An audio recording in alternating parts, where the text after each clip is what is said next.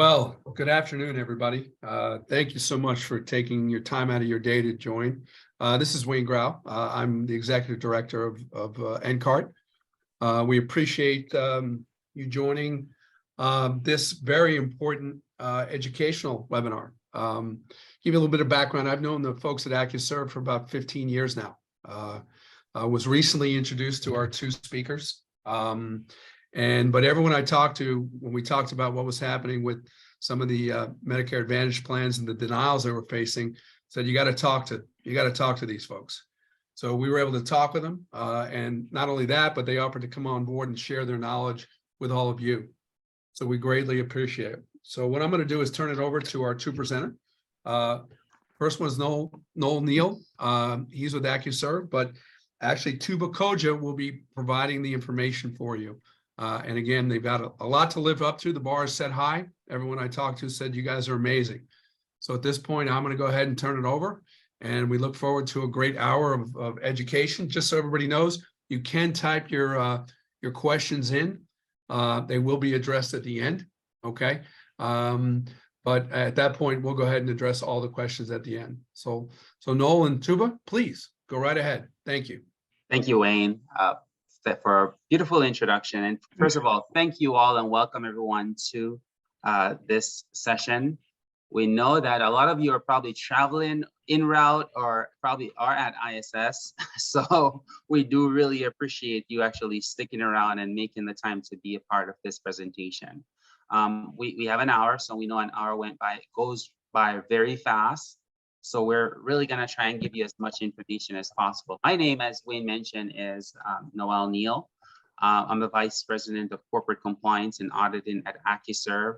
On the line, we also have Tuba Koja.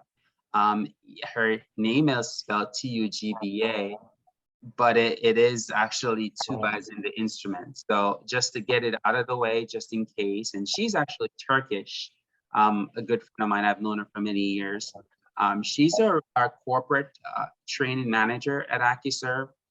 She's very involved with complex rehab. We have a lot of complex rehab clients. She does training for them, for our staff, and also does a lot of file reviews and help me extensively with the appeals that we have to do all the way up to the ALJ level and to the DAB level on denials, all things CRT. So she's a great asset to me and to AccuServe.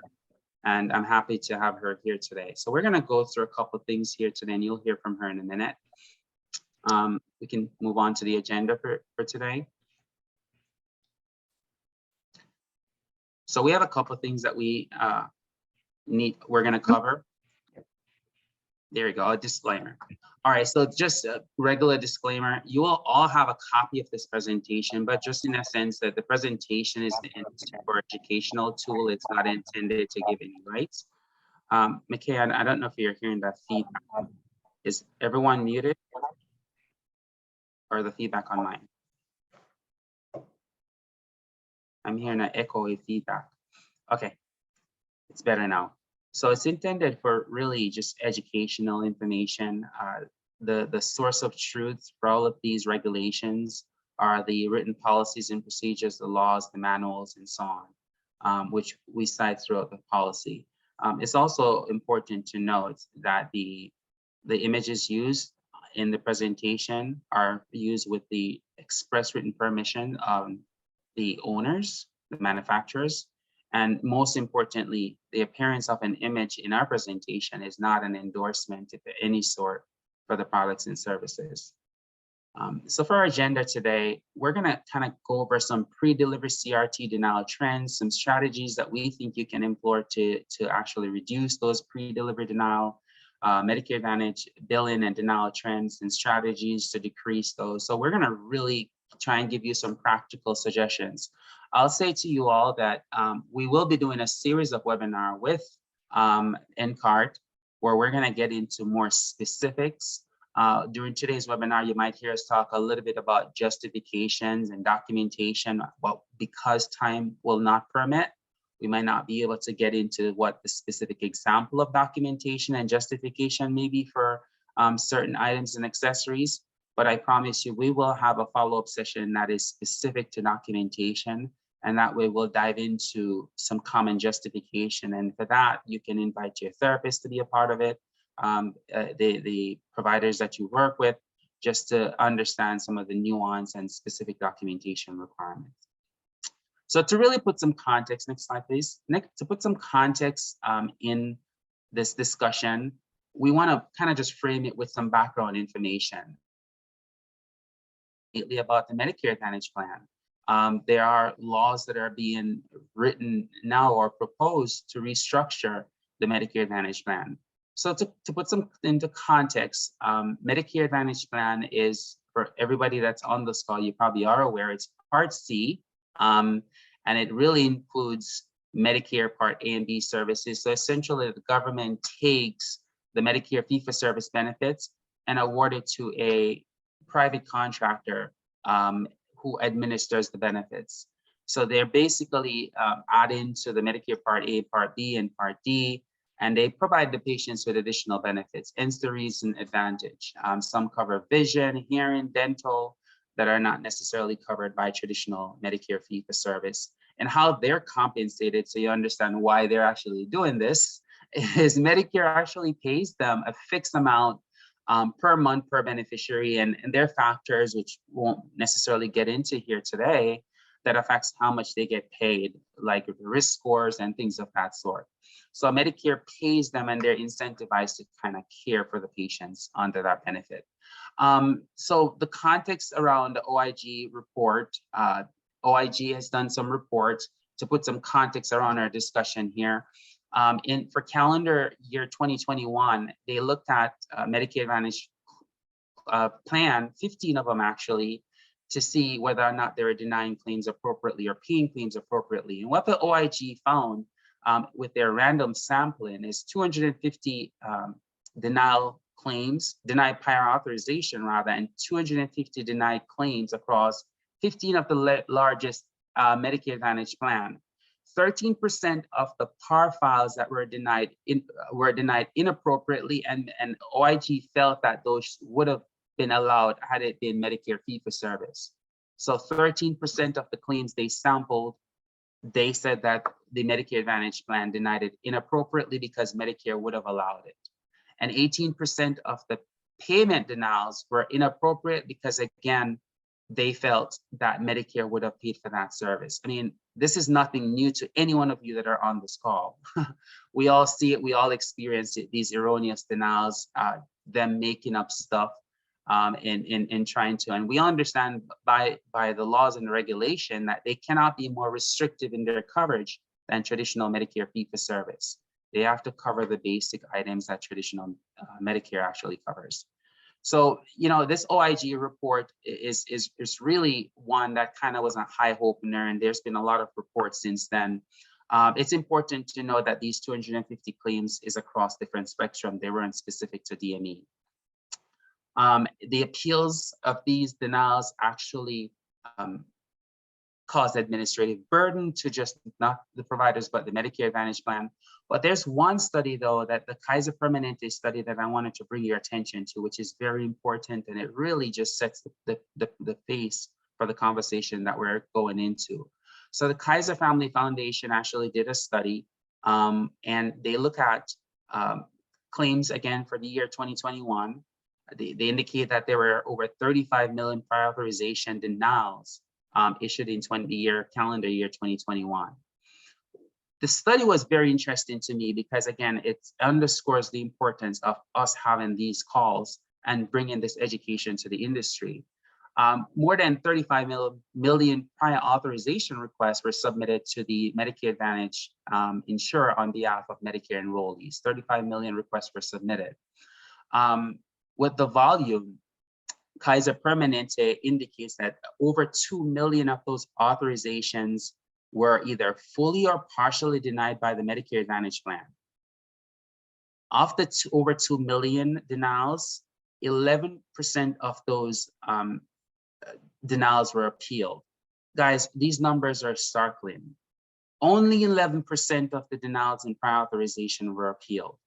So if the Medicare Advantage plan actually used the denial as an hindrance, we're seeing that only 11% of them are being appealed. But what's most important, in my opinion, is that of the 11% that denied, 82% of them were overturned partially or fully when you challenge the prior authorization denial.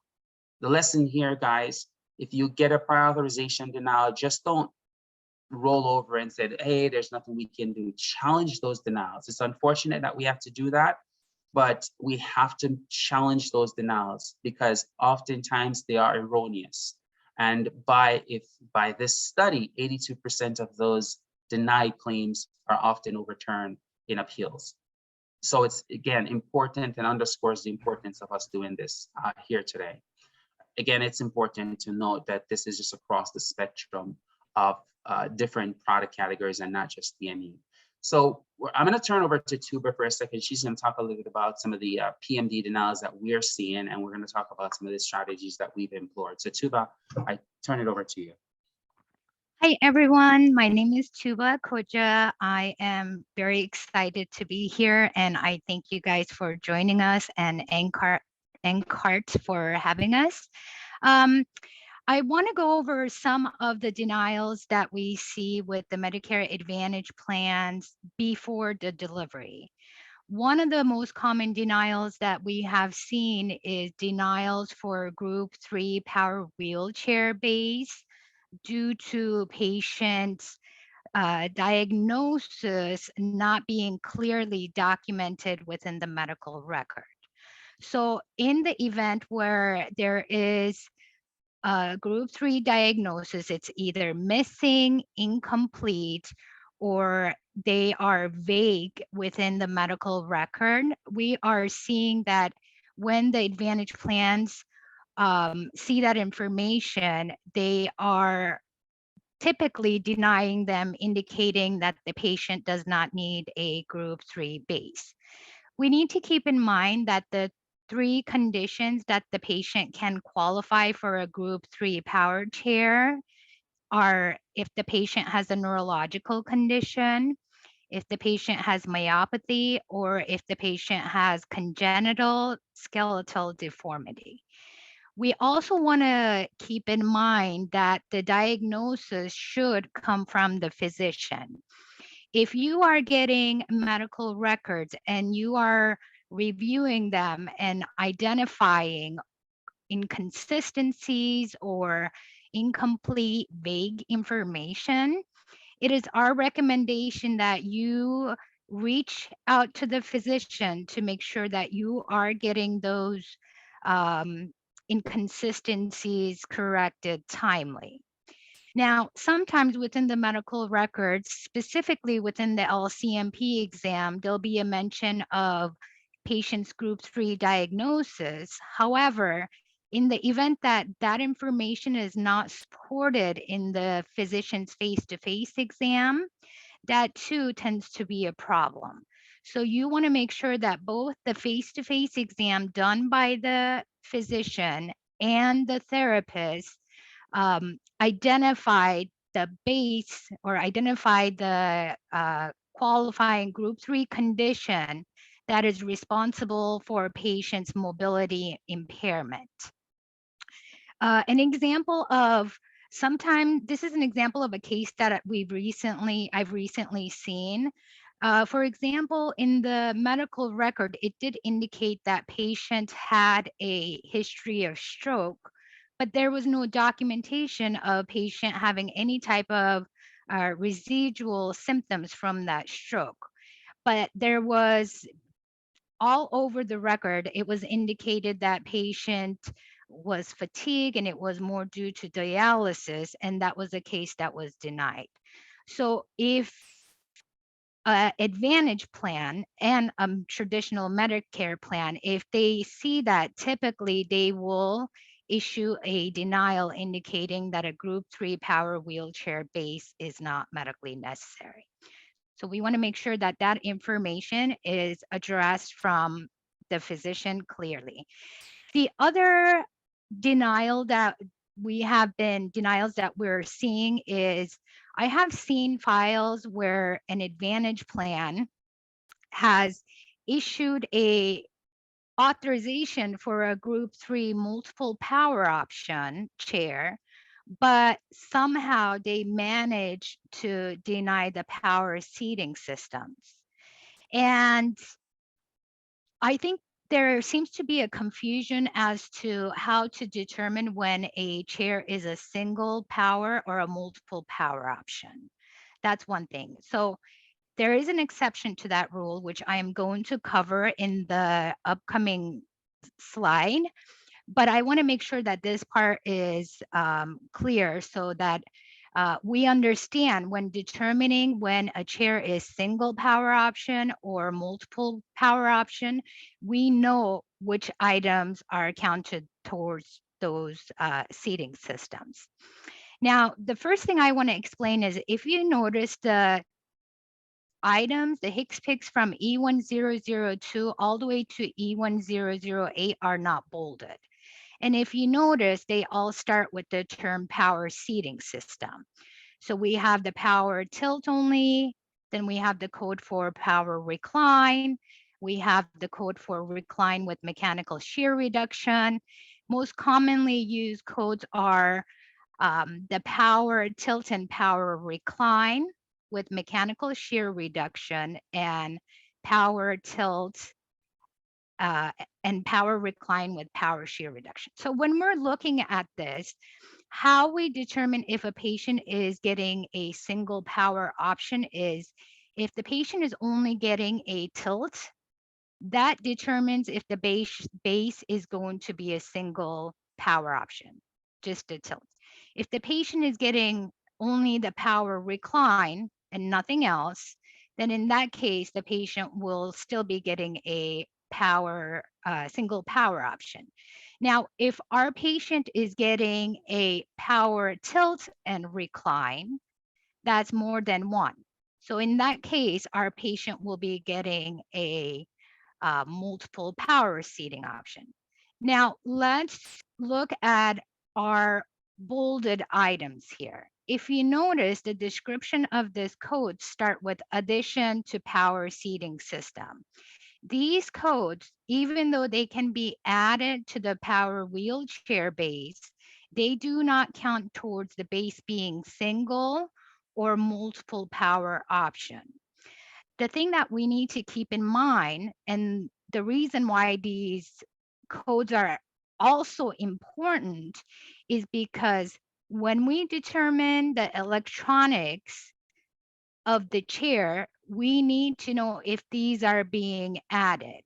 And the reason for that is, for example, this code, center mount power elevating platform, that has its own motor. It has its own actuator. So we need to be able to count the actuators from all of these, bold and non-bold, when determining if the patient is getting a when determining the power electronics. Now, if you notice that the items in red, they do start with power seating. So we have the power seat elevating system and we have the power standing system. Currently, those are not covered items. There are works in progress to get those covered by the insurance. But if and when those are added to the chairs, that will make the chair a single or multiple power option. So for example, if we have a chair where the patient is getting a power seat elevating system and they're not getting anything else, none of these other guys up here that are non-bold, then that chair would be single power option. Now, because that item is not covered, technically you're not able to bill the insurance for a single power option. You need to make sure that that base code requesting submitted for authorization is for a code with no power option. So I just want to explain that. And we're going to come back to this slide when we're talking about the electronics, but this seems to be a confusion among some of the advantage plans and sometimes within our suppliers. So I wanted to make sure that we covered that. Hey, The Sumba, other just thing before I you wanted move to, on, Sorry, too, but before we move on from that slide, I just wanted to clarify too with regards to the seat elevator system. As you all know, this is something that CMS is currently reconsidering, and a lot of comments have been submitted by industry stakeholders. CMS may try to reclassify that and not have it considered a power option. So we're still waiting on that to see how that comes down. So all of this, that piece as it relates to it being a power option is contingent upon CMS final decision, but we're hoping that they have it remain a power option and they don't try to reclassify the seat elevator system. Sorry, continue. Mhm. So on this slide, I have on the left-hand side, Medicare's current coverage criteria for the power seating systems.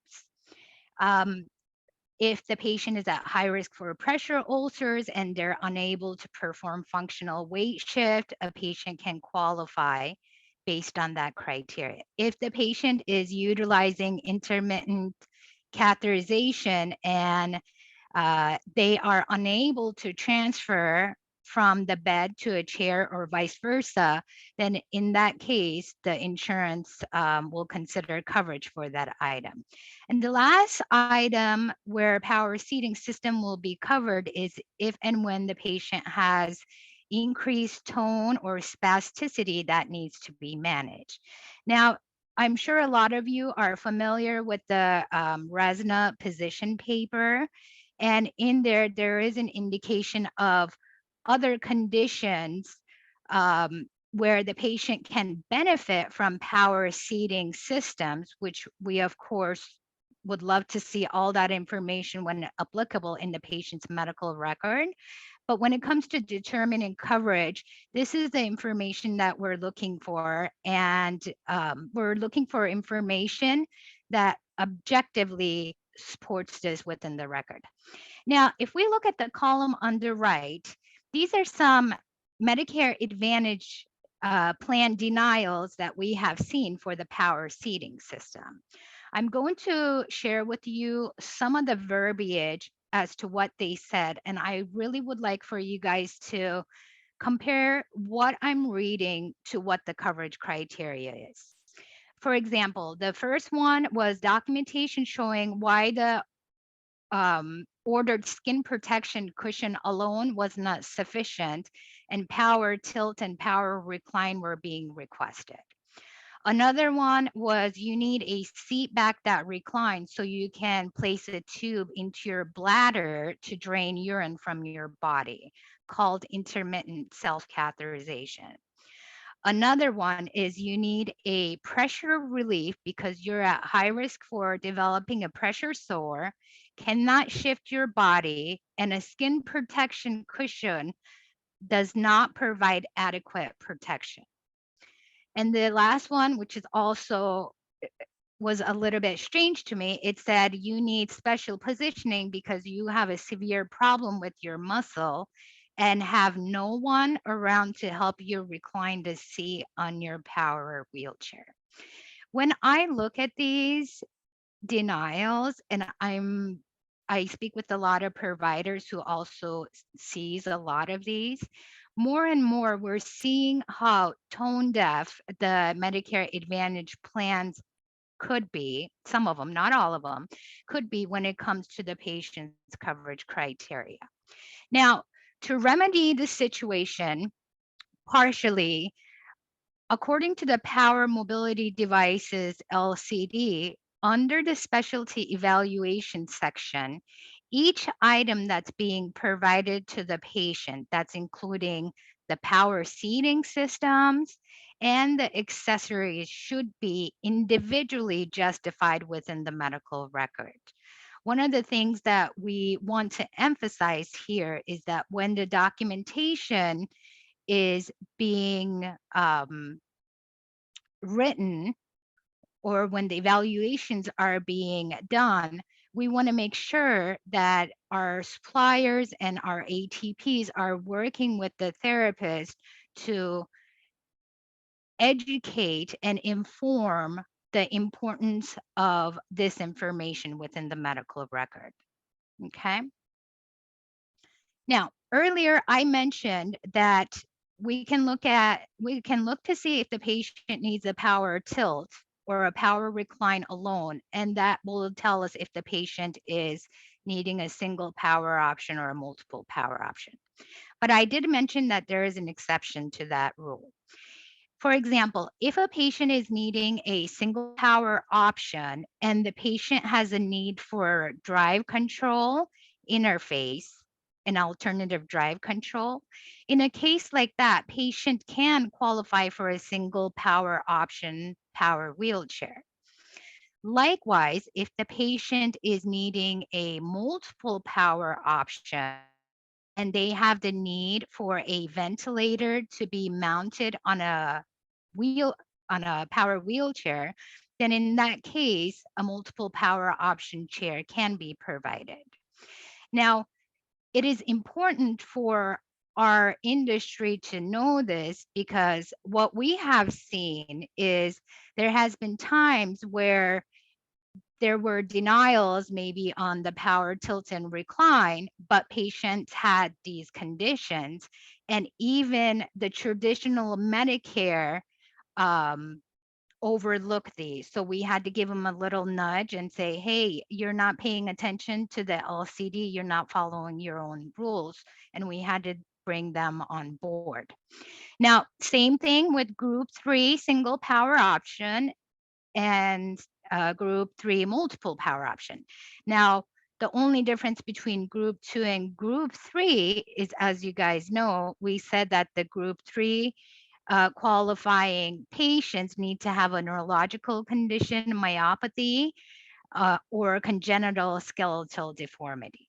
Again, if the patient has that, and even if they do not need a powered tilt or recline, but they have a need for an alternative drive control, they can qualify for a single power option. Likewise, if they are needing a ventilator that needs to be mounted on a power wheelchair and they have those conditions, and of course, if they meet the basic coverage of PMD, then the patient will qualify for a multiple power option.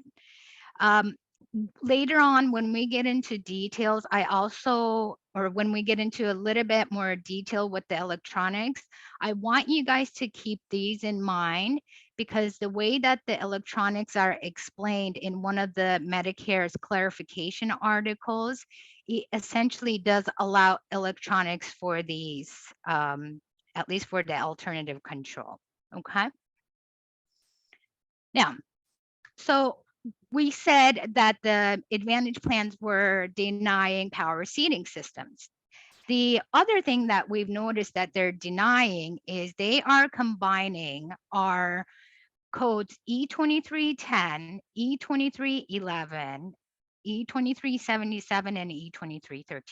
Now, if you don't know what they are, E2310 and E2311 are the components that are typically used to connect the power seating system to a specific drive control. So for example, if we have a patient that is getting a power tilt to connect the function or to be able to use the power tilt through a joystick, the code E2310 will be needed.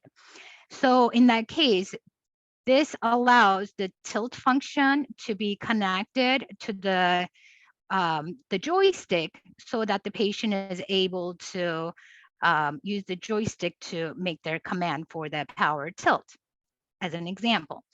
Now, the code E2311, on the other hand, is for patients that are needing 2 or more power seating motors, meaning that if we have a patient that needed, let's say, power tilt and power recline, and they had the need to control those functions through a single, through a drive control through a joystick, let's say, then this component will be needed to make that connection.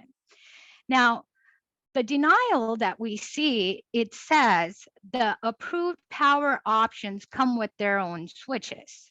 that's the denial.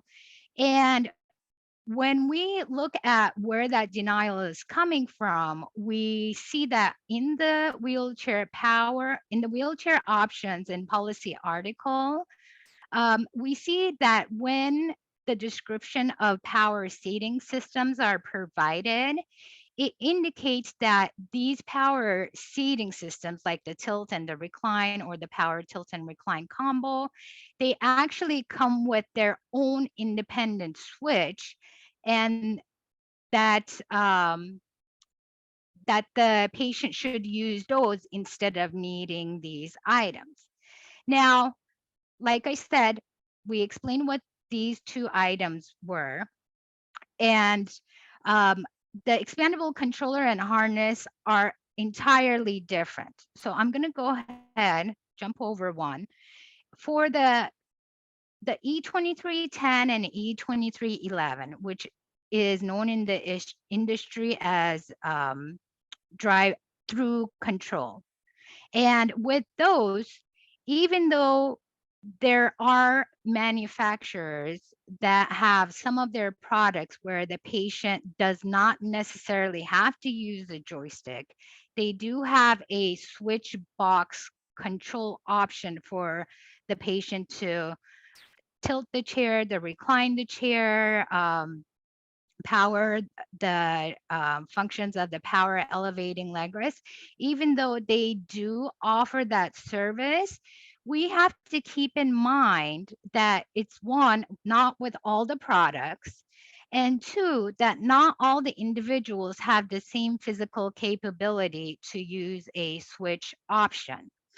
For example, when we are working with our therapist, we need to make sure that there is documentation explaining why a switch system may not be appropriate, and a patient may need a joystick as the main control. And the reason for that is a lot of patients, like we said, they have different hand strength. Sometimes our patients have deformities in their hand. Sometimes they have impaired sensations, and sometimes they have issues with coordination and or range of motion. I'm sure you guys have heard the term claw fist, where a patient's hand from contractures, or it can be from a deformity, is shaped like a claw. So if you have a patient like that, they may not be able to use a switch system.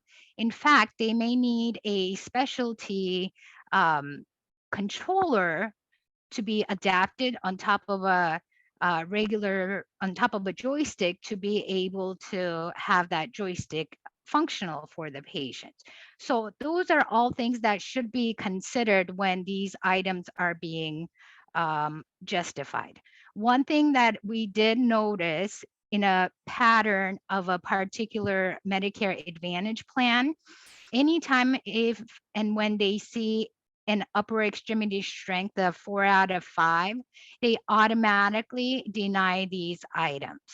Okay. And sometimes the problem with that is sometimes you may have a physician that does a upper extremity strength muscle testing of one muscle group of the upper extremity. Let's say it's the shoulder. And then you go to the LCMP, the therapist, and they do a muscle strength testing of a different part of the upper extremity, maybe the hand. So we want to make sure that when these assessments are being done, and not to mention, of course, patients' conditions can fluctuate throughout the day, that we want to make sure that if and when you see those things and you don't feel like that is an accurate reflection of patient's muscle strength or whatever the case may be, that those are being taken back to the physicians or the therapists for a clarification. Right. And Tuba, if I can just jump in here real quick, just to Sure. give you a breather.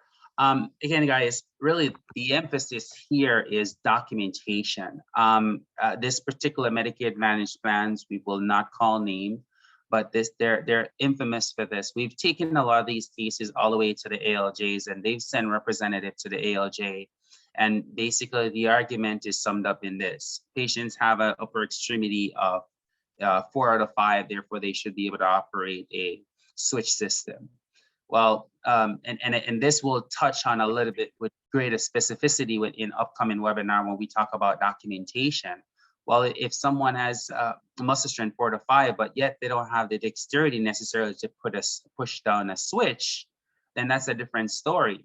And even if they have the ability to do a switch now temporarily, can they do that throughout the day? So there's a lot of different nuances and different things that we can talk about, specific things that the therapist needs to be looking for, or the doctor, when trying to determine the appropriate items for the patients. And as suppliers in ATP, certainly you have the ability to educate them on the functionalities of the items and the chairs that are out there.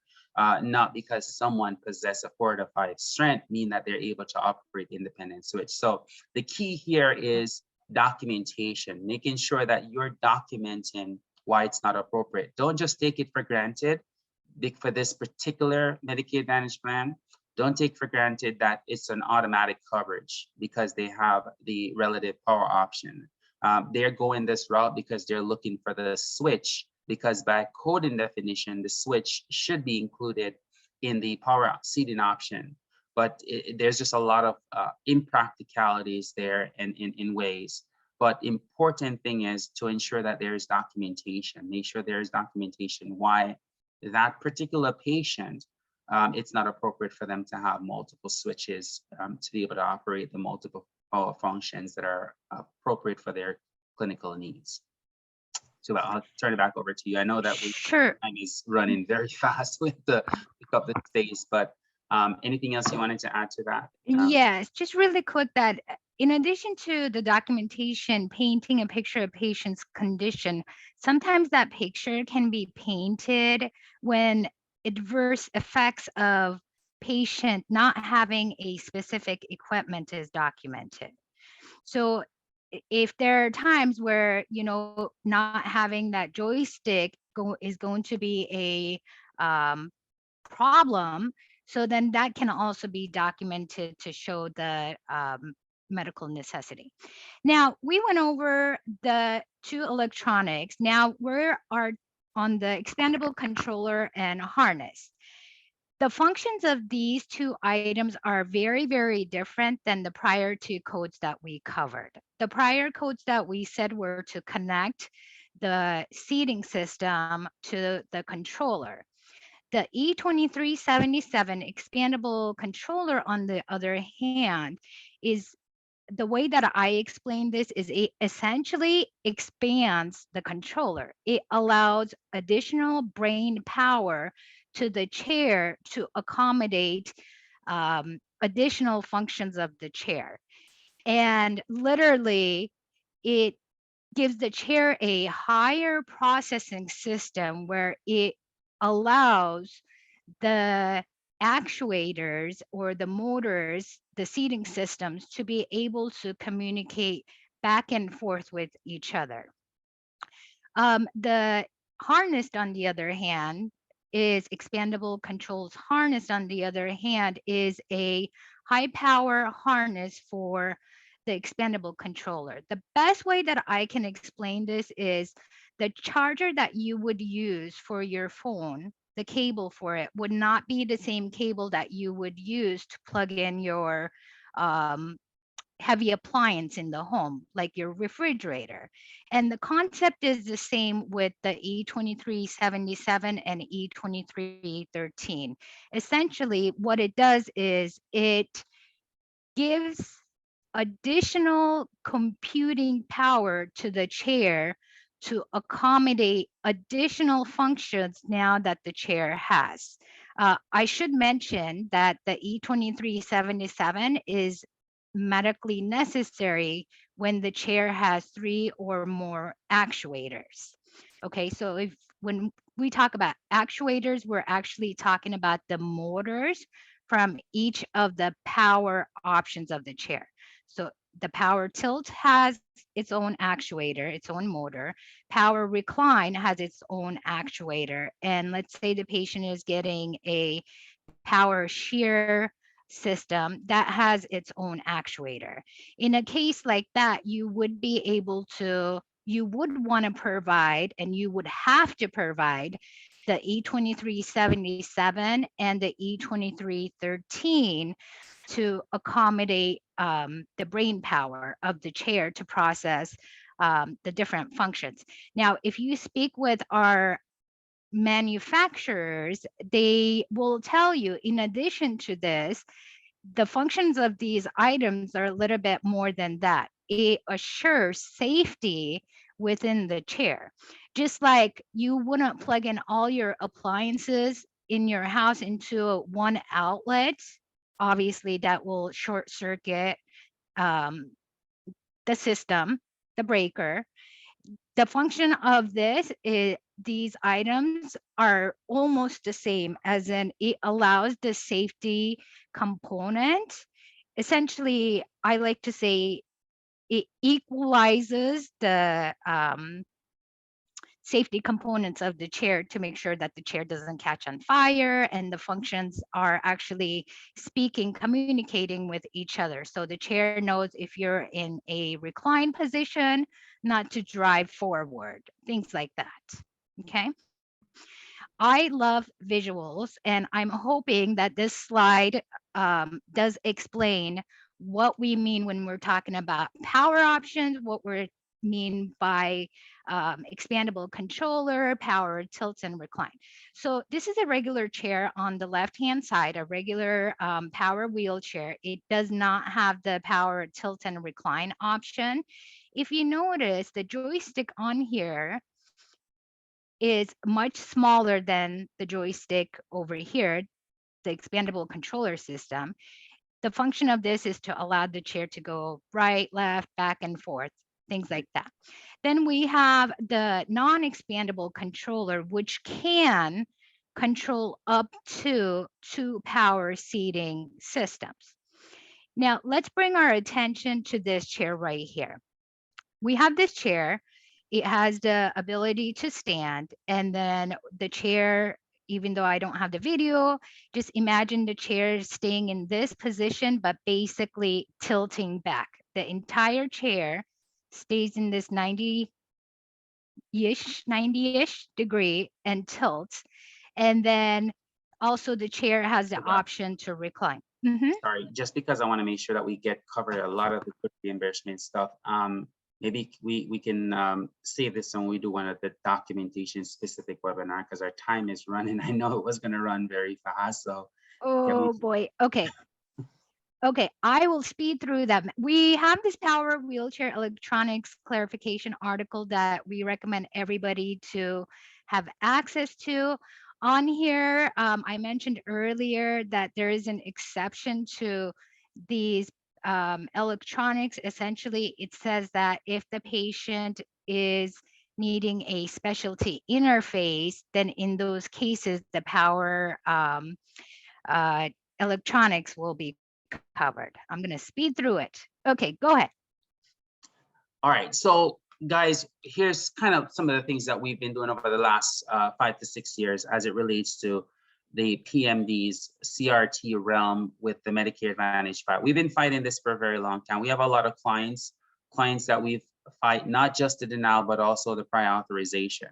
So we're very much familiar with many of the Medicare Advantage plans across the country and the trend in which they do deny. So here's some of the strategies that we've really implore that we find to be successful. So we always, for our providers, we always submit the prior authorization to Medicare fee-for-service simultaneously when submitting it to the Medicare Advantage plan. The reason why we do that is oftentimes we do get denials from the Medicare Advantage plans, and we have to file appeal. We already know, and it's unfortunate, but it's become a part of the process. We already know we're going to get a denial because of some of the issues Tuba talked about. So by submitting it to Medicare, we get an approval from Medicare, then we go back to the Medicare Advantage plans and say, hey, listen, and we cite the specific laws where it says that you cannot be more restrictive in coverage than Medicare fee-for-service. So we use that in our rebuttal. We have a rebuttal letter that we use as a template And we put that together. If this is something that you guys are interested in, you can reach out to us later and we'll share sort of the template with the applicable citations of the laws. And we submit it back to the Medicare Advantage plans. And typically, for the most part, those have been successful because they see that Medicare fee-for-service has authorized the PMDs or the CRT base. So they acquiesce and adjust and to allow for their claims to be paid. So we were super excited when CMS made the announcement, because one of the challenges that we've actually had in the past is the items that were under prior authorization, Medicare only reviewed the base. We understand that they had to also review the power options and sometimes the cushion in order to determine if the base is appropriate, for those of who understand the difference between the sling solid base and the captain seat. So Medicare did take into consideration the cushions and the power options in order to determine the base. But as of March 20th, 2023, CMS started accepting, and Medicare by extension started accepting prior authorization requests for the accessories. So we jumped on that and we've been including, it's voluntary. You're still mandatorily required to submit a prior authorization request for the base on the Medicare. But now you have an option to actually submit for the accessories. And that is something we're excited about because we've been submitting those. And sometimes what we see with the Medicare Advantage plans, they will actually approve the base, but deny some of the accessories. So now we're going to use this to our advantage to say, well, Medicare approved the base and these accessories, Medicare Advantage plan. Now you denying them is a violation of the applicable laws and regulation. So now you need to adjust to pay. So that is something that we're extremely excited about, that all of and most of the accessories are included. Especially the ones that the electronics that Tuba mentioned, those are now included. So it's going to be very interesting in the fight with one particular Medicare Advantage plan. We'll never name names. Now that when we have the approvals from Medicare, if they're going to continue to hold their position of denying the accessories for or those electronics for not having adequate muscle strength testing. So we're excited about that. Suppliers are recommended to submit the prior authorization to get that written approval. That is something we've been doing for years, even back when these PMDs were on their ADMC. We've been doing that in order to get that approval for the power mobility devices. If you have K5s or 1161s, tilt and recline, you can definitely submit those to ADMC. It's voluntary, but we definitely recommend you do the same process. Next slide, please. All right, for commercial plan, we kind of recommend you do the same thing. The only difference is you really cannot submit to Medicare because the patients don't have Medicare, but we recommend, in the absence of the commercial plan having their own policy, you cite CMS guidelines, because a lot of times they'll say we defer to CMS guidelines. So we kind of have your toolkit for appeal, including the LCD citations in your decisions. Unless the plan has its own policy, then you cite their policy. Letters from the manufacturers, which we do have those, that talks about the electronics and the efficacy or the safety of it from an electrical standpoint. And again, we'll probably have a webinar just specifically addressing that alone, because that's a conversation that can be had for an hour. Articles, hierarchy of jive, that's an article that was published, a well-known article that's published in the industry by Lori, I'm gonna butcher the last name, so I'm not gonna try. And one thing that we've also done is we've included redacted favorable decision letters from the ALJ, where the judges have opined on specific issues of the electronics. We've taken a lot of these cases to ALJ, so we have a kind of a conglomerate of decisions that we can use. And we tend to just redact the patient information and actually use those in our appeals to try and influence them to say, hey, if you do deny this, we're going to go to the judge and it's going to be approved anyway. And hopefully it influences the decision. Make sure that all the Medicare requirements are met where applicable for some of these commercial plans, the financial attestation. Sometimes, again, it's difficult to find their own policies, but you'll see a disclaimer that says we follow Medicare guidelines. So typically, if you go with the Medicare guidelines, unless they have an overt written policy that is less restrictive than Medicare, our recommendation is always to follow the Medicare principle from documentation. Sometimes patients start off on a commercial plan and end up on Medicare. So it's important to have that there as well. Consider switching the patients to a chair that's probably more appropriate to accommodate, because sometimes we're fighting this fight with these insurance company and the patient is the one that's suffering in the meantime. So while we want to continue pushing this fight with the electronics, also keep your patients in mind.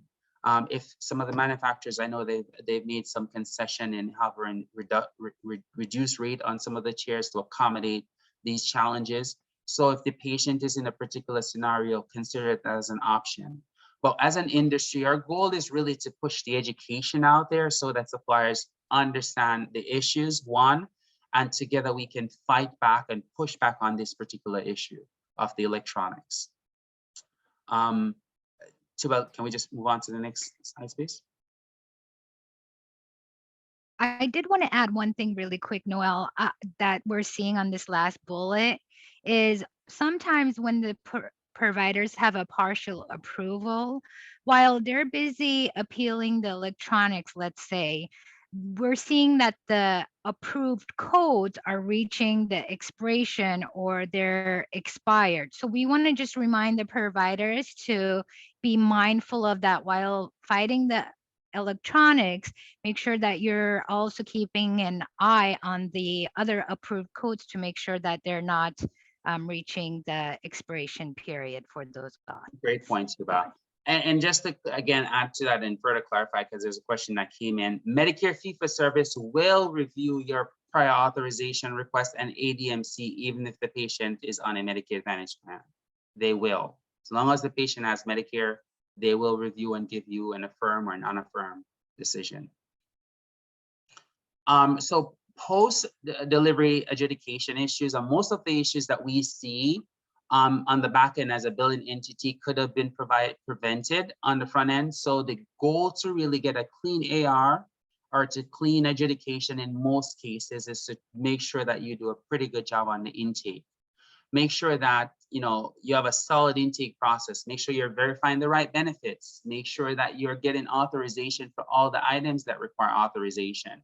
Making sure that you're linking the PARs appropriately. Make sure that the provider's credentials are verified. There's some states that have state-specific databases that allows the doctor to provide or prescribe PMDs. So not only just check for the primary, make sure you're checking those state databases to make sure that the doctor can actually prescribe the PMD within that state, or else you'll get paid from the primary, but then the secondary might refuse to pay you because that secondary balance that has a Medicaid state that precludes that doctor from prescribing PMD. Try not to have unspecified diagnosis as your primary diagnosis. In fact, try not to have unspecified diagnosis as much as you're able to on your claims. What we find is that Medicare Advantage plans and commercial plans in general, if they diagnose as unspecified, they tend to either deny those claims automatically. And if you were to file a corrected claim with a more specific diagnosis, a diagnosis that is coded to the highest level of specificity, then they audit that claim or they pen that claim for review. So from the front end, make sure that you're not adding unspecified diagnosis code on the claim where possible and use the appropriate code. We see providers not billing with the appropriate modifiers, LT, RT for bilateral items, RB, BP. So all of these things are things that are preventable.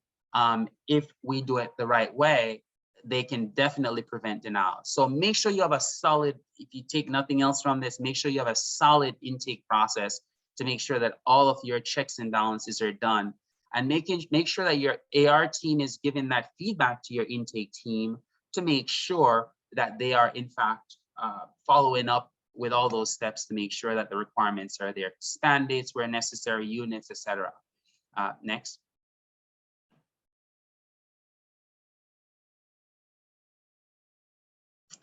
Great, so payer reserve the right to audit these claims, make sure that the guidelines are met and so on. SWO, make sure you're following all of the Medicare guidelines for the Medicare Advantage process. There's one thing I wanted to make here as this point is the rent purchase option letter. This is something that Medicare requires you to have, believe it or not. I know we've not seen audits on it, but because CRT can be rented or purchased, suppliers have to give beneficiary the choice. It's a beneficiary's choice. I know that a lot of providers just bill it as a purchase, but it should be a beneficiary choice. And if Medicare so happen to decide to come and do audit, they will be looking for rent purchase option letters in your file.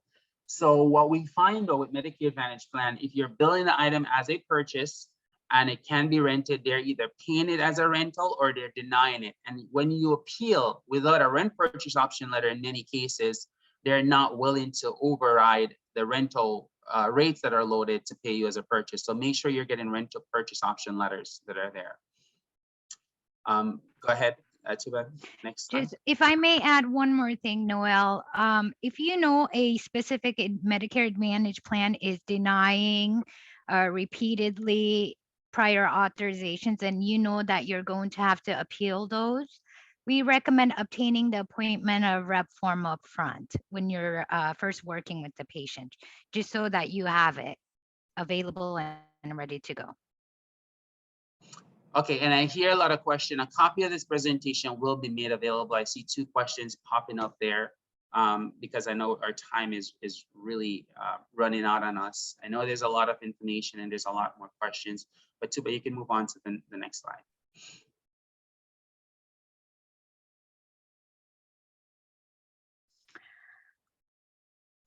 Okay, so go ahead, Tuba. You can take the slide. Okay, on this one, the main purpose of this slide is to basically indicate that we are seeing a lot of modifier denials, and we're seeing a lot of times when the claims are being paid at a rental rate versus purchase rate. In cases like that, we do recommend that you utilize the article from Supplier Manual Chapter 5, where it indicates which power codes are able to be billed as purchase. And that same article also explains the pricing calculation. In addition to that, what we have done is there are some items that are manually priced, and there are certain items that require a claim narrative. And what we have done, as busy as this slide seems, what we have done is we just want to point out to our suppliers that HCPCS E0956 is a lateral support that can be used both for the hip and both for the trunk. So when you are billing these items, we want to make sure that the claim narratives, and these are the claim narratives, you have this information in the claim narrative so that when the claim is processing, they're not looking at this and denying these as duplicate. Same thing with the E1028s that are associated with the lateral supports. We want to make sure that you have the appropriate claim narratives. Definitely keep this slide, and these are the narrative samples that you can use. And this, a lot of times when we have to file appeals, it helps a lot, and it helps a lot during the claim processing period. The additional thing that I wanted to add here is when you're billing the E1028, or when you're billing what I call a multi-purpose codes, the E0956, we recommend that you set up your system to have a slightly different billed amount so that the edits in the provider's claim processing system does not see these as a duplicate, rather they're able to process it. So definitely use this. And the it other also thing helps that you. we Sorry, Go ahead. it also helps you as well when you're doing appeal to determine which one actually has been allowed and which one is not. But we're at the top of the hour, guys. I know Yes. we really scratched the surface on some of the information, and we apologize, but I want to be respectful of your time. I know that a lot of you have allotted an hour or so for this. We absolutely will do a follow-up session to kind of cover some more hits and tips and tools, and have some specific session to specifically address the documentation issue, because that is one of the biggest part and biggest issue that we're dealing with. So I want to be respectful of your time, our time that you guys have given us. I know it's a busy week with ISS. I want to cut off our presentation here. We'll send you a copy of the presentation. It will also have our contact information. So if there's questions as you go through the presentation that you may have, you can reach out to both of us and we'll respond to you. As a courtesy to NCART, being an NCART member, we will stop and spend some time and answering you any specific questions you have, or if you have any unique particular scenarios that you feel like we can help you navigate through that maze. As a courtesy to the Wade and the lovely folks over at NCART, we will assist you all with navigating this maze. For us, it's getting the information out there. We have to be united, but we also have, it's important for us to understand the nuance, the policy, and understand the challenges that we're facing so that we can together push back on these issues to make sure that the patients are getting the items and services that they truly require. So with that being said, Tuba, I don't know if you have any closing thoughts. I want to turn over to Wayne. If you have any closing thoughts? What happened to my screen? No, just that we can take the questions if there are any questions. Okay, I think there have been some Q&As. I've been responding to them as we actually go. So again, because the time ran out on us, Wayne, I want to turn over to you so you can have any closing thoughts and comments. Thank you again for everyone for having us. There was one last question, Noel, in the from Lisa Lang. She said, can you send out the narrative letter template for when you get FFS PAR, then send to MAP for PAR, please? So that one just, okay. Yes, Lisa, we can definitely send you our template letters that we send to you. So Wayne, we'll just get Lisa's contact information and we'll send that to her directly. Actually, why don't we just send it to everybody? How's that? If you'll get that to us, we can do that for you, if that's okay. All right, sounds like a plan. Okay.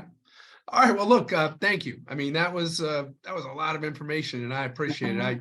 I was trying to take notes, and after like 10 pages, I was like, you know what?